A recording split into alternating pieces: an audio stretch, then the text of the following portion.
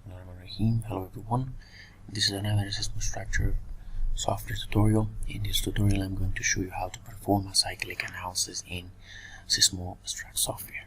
So let's assume we have this example reinforcement concrete frame which has two stories. Each story has 3 meters from center of the column to center, and each bay is 4 meters. So just we have one bay, and we will apply this cyclic load to the top of the structure, and we will get the response of the structure.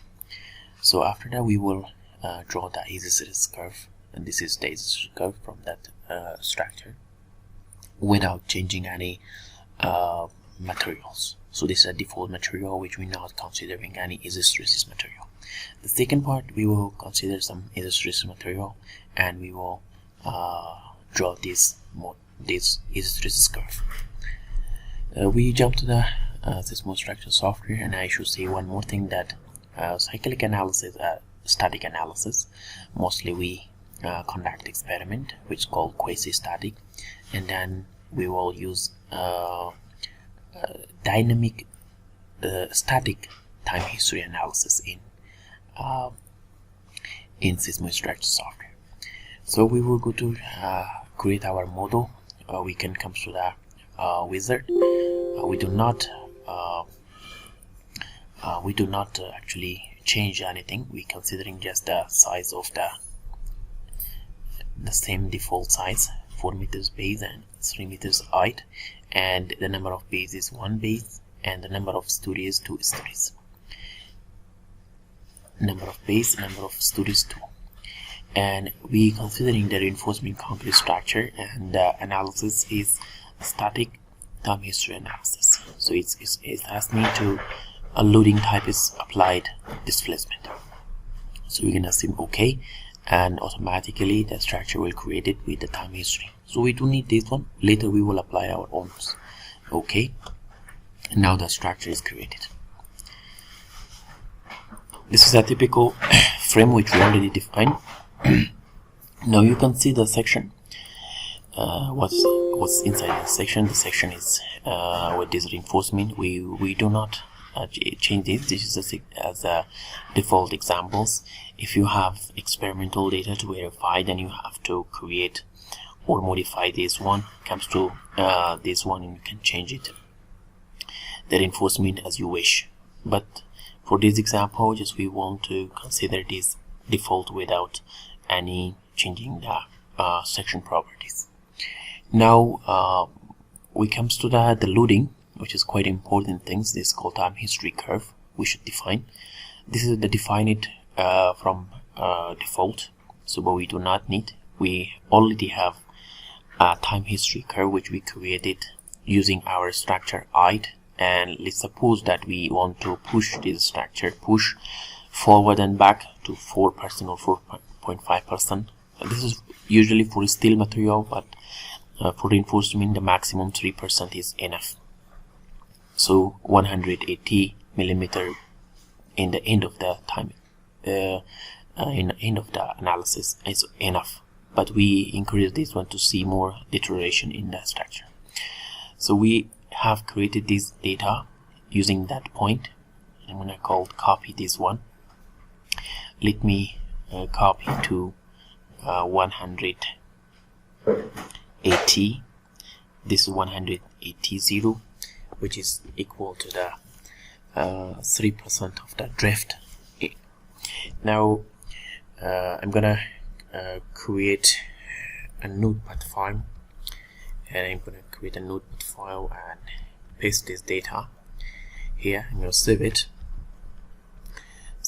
to push over, and it is called cyclic cyclic displacement or anything. You save it, and now I come here and I want to load that file, and I select the text file which already is defined here. Now so the first line is 1, and the last line is automatically detected. This is the last line, 64, and the time step is you can give as you wish. So I give him 0.9 to considering about large time steps. So you can give 0.1, it will be very short, quite fast, but at least give 0.9 to become larger. So we do not scale this and do not delay, and I'm just going to give the first column as acceleration. I'm going to OK, and I should give a name. Cyclic load or cyclic displacement. So now the curve is created like what we did here, and now the total time step is here, this one, about 1 minute. So you should remember this one, okay, and the previous one is no need because it's a default. I'm going to default giving, and now we want to create a time history stage for here. I'm going to call add. So this is called give end of the steps, which was this one.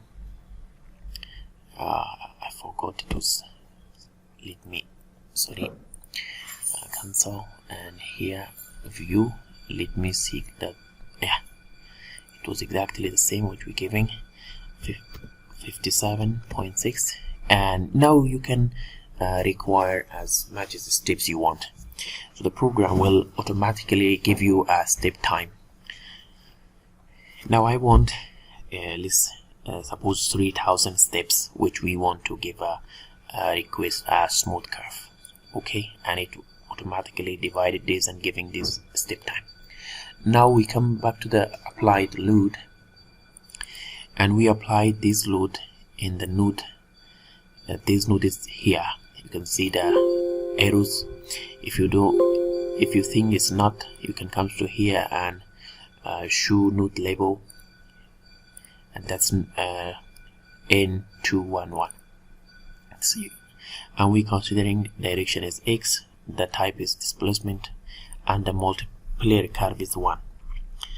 In case if it is less small displacement, you can scale it, multiply it by the given curve. And now you can select the name which we previously defined. Okay, so the everything is completed, and we can go to processing and run the analysis without changing any material. And the material is default, so later we will use change some sort of material, and we will use it with pinching effects. So now it asks me to save it, frame cyclic. I want to use tutorial, this one, save it, yes. So it start to run the analysis, and you can see the performance criteria logo here.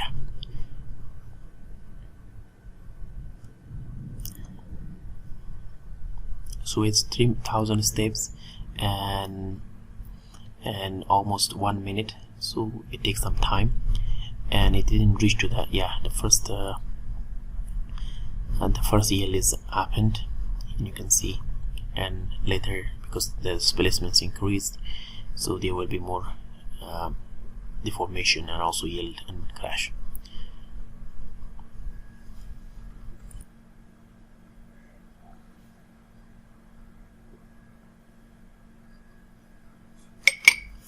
The analysis completed, and we want to go to the post-processing, and firstly we want to see the hysteresis curve.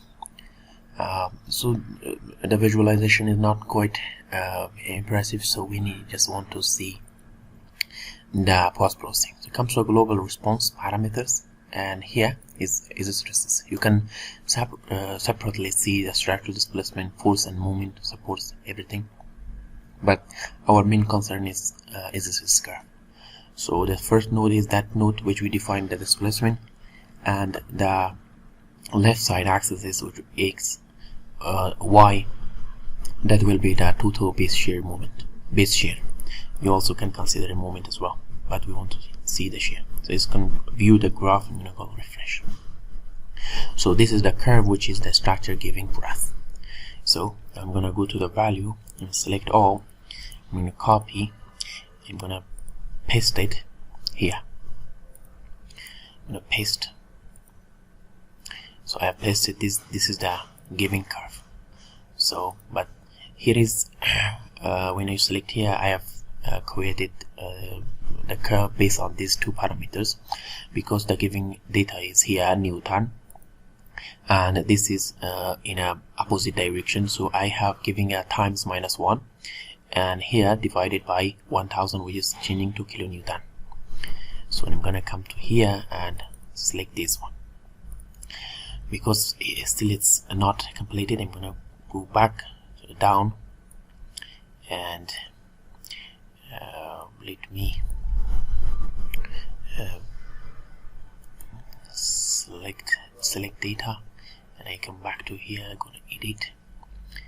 I can call it, and this curve is, which is the x, and I'm giving this one, and end of the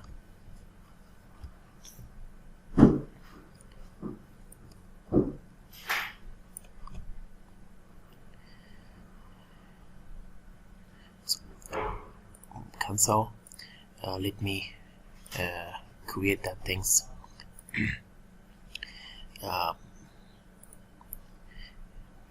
I have to create these two to end,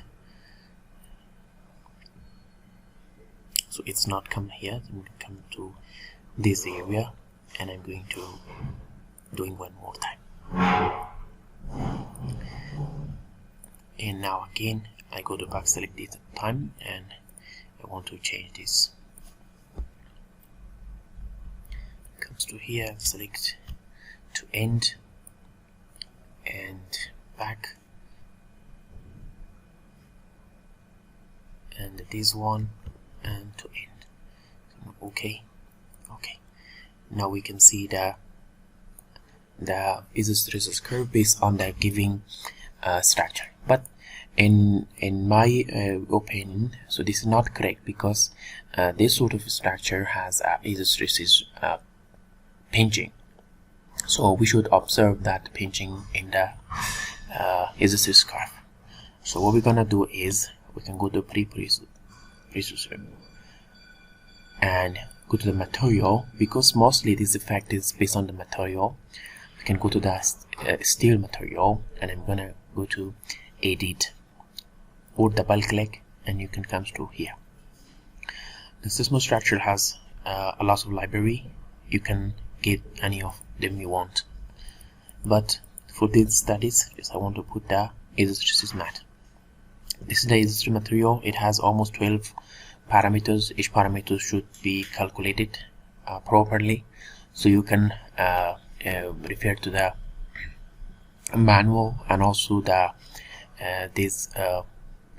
go to the manual, and also check for genetic SeismoStruct material, and you can find some literature to see how you can get this one.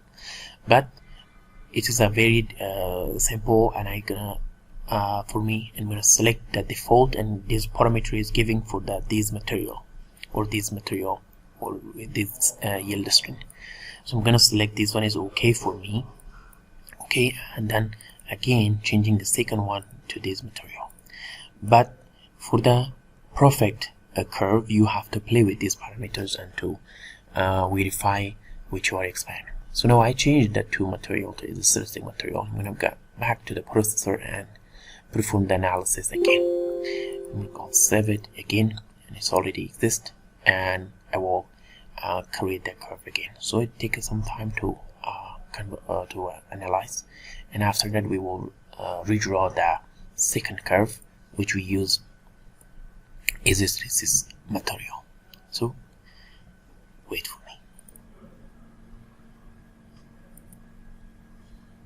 me. So the second analysis also completed. We go back to the post-processing, and we want to print the SeismoStruct response of the structure.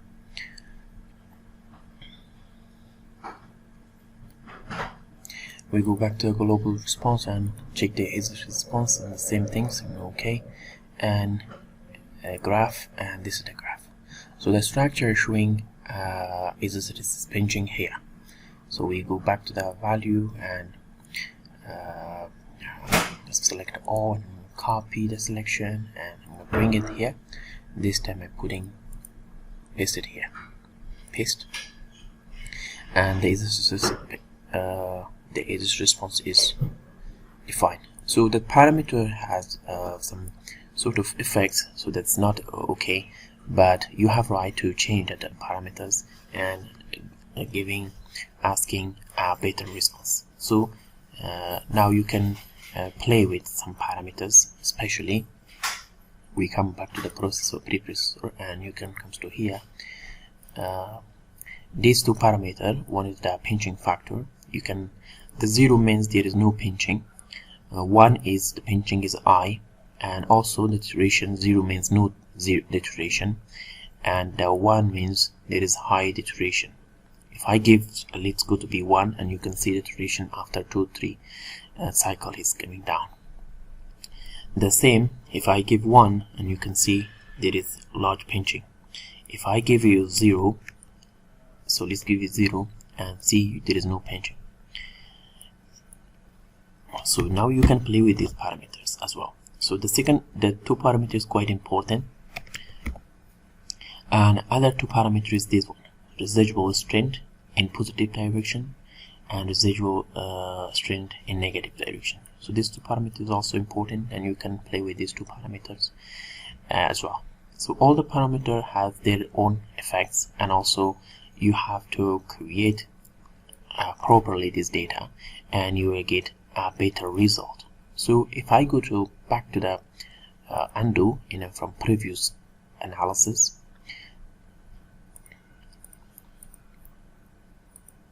so this is the previous one, which is quite okay, and the result is acceptable. But so we should have the experimental data to verify his result is 100% okay or not. So like this, you can play with these two parameters and get a better analysis. So this is the end of the tutorial. If you have any question, please put in the comment and I will find time to answer you. See you next time.